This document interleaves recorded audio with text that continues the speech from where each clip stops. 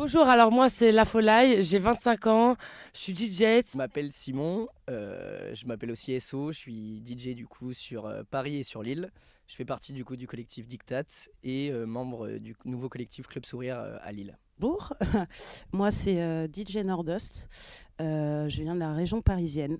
J'ai 33 ans. Je m'appelle Alexis, j'ai 32 ans et je fais de la photographie de festival. Bonjour, je suis Antoine-Alexis Mouton, je suis DJ depuis quelques années, organisateur, promoteur et producteur. Je m'appelle Emeline, j'ai 29 ans et je suis une grande fan de festivals et plus largement, on peut le dire, une groupie de certains DJ que je suis pas mal depuis quelques années en France, mais aussi aux États-Unis, partout où ils vont. La rave, c'est vraiment un environnement particulier parce que tout le monde y va, je pense, pour vraiment kiffer. Donc en fait, on va voir des choses qu'on va pas voir dans la rue normalement. On va voir des gens qui sont habillés un peu différemment, qui vont se comporter un petit peu différemment. Le but de ces endroits-là, c'est vraiment de permettre à tout le monde de s'exprimer, donc pas juger déjà. Alors il faut se préparer aussi à avoir des gens dans un état second, qui sont pas forcément le sien.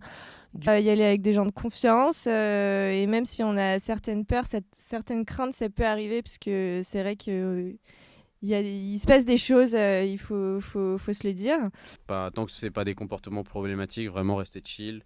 Chacun fait sa vie dans son coin et le but, c'est de profiter de la musique, profiter de l'ambiance, de l'énergie. Ça. Être bienveillant avec les gens, c'est important.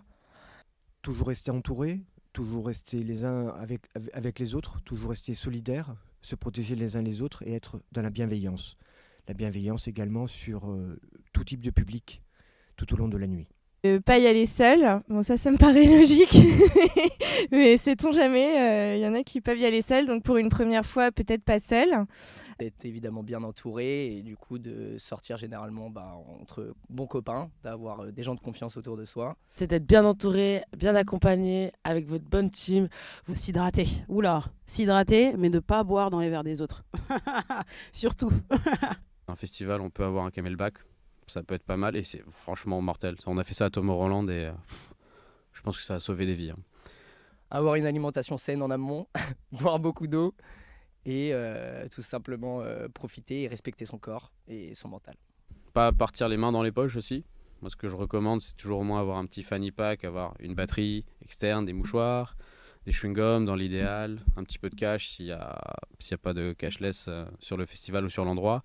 Dans le sac à dos, on peut y mettre autant bien des vestes qui permettront de ne pas payer le vestiaire. Oui, parfois, il faut payer le vestiaire et c'est important et c'est bien, ça donne de l'argent au collectif, etc. Mais aussi, quand c'est la première fois, en général, on n'a pas forcément les moyens, on essaye de faire des économies sur un peu tout. Et je pense qu'un bon sac à dos, on peut mettre autant des vestes que du papier toilette pour les festivals, que un sac poubelle aussi. Le fait d'emmener même, des fois c'est des trucs cons, mais c'est des petites nouilles instantanées, des pommes potes, des fruits. Moi je sais que de plus en plus c'est un truc que je prends, même des fruits secs. Comme ça, ça me permet justement d'avoir un peu plus d'énergie rapidement et ne pas faire chier en fait des fois à cuisiner. Sinon, une bonne paire de lunettes, de la crème solaire quand c'est un festival en été, casquette. Si on veut vraiment tryhard une couverture de survie, en vrai c'est mortel et on a utilisé ça comme poncho à la Peacock cette année parce qu'il pleuvait beaucoup. C'était pas prévu pour ça mais ça a marché mortel. Sinon quoi d'autre? Un bon sac de couchage, c'est primordial. Une belle tente qui tient bien la route, un kawaii. Moi je suis de Bretagne en plus donc franchement la pluie on la connaît. Je pense qu'il faut avoir des bonnes chaussures, des bonnes chaussures qui font pas mal aux pieds et on tient pas, pas de belles chaussures quoi, des petites chaussures. Et des chaussures qui ne prennent pas l'eau, ça aussi. Si vraiment on veut pousser la chose, peut-être des petites notions de secourisme, ça peut être pas mal. Et maintenant à chaque fois justement quand je débarque en festoche ou en soirée, je vais directement choper des boules caisses. Et ça faut se protéger parce que de toute façon on n'a que deux oreilles. Et on pourrait les perdre et ce serait con, surtout si t'aimes beaucoup la musique. Protéger les oreilles. C'est cool de mettre la tête dans le caisson, mais c'est pas cool de perdre son audition quand t'es en début de vingtaine. Il vaut mieux perdre un tout petit peu de qualité d'audition que d'avoir les oreilles en patate le lendemain et tu dis « Ah mais en fait ça revient plus ». C'est ça, je pense que ça serait la tragédie de ma vie de perdre mes oreilles, clairement. Et comme dirait mon père, les oreilles, c'est ton futur, vu que je suis DJ. Il y a tout l'aspect du coup réduction des risques autour évidemment de toutes les substances inimaginables qu'on peut trouver dans ce milieu-là. Tout simplement faire attention par exemple aux centres de prévention, notamment sur place. S'il y a le moindre truc, c'est toujours très important de se diriger vers des personnes tout simplement qualifiées.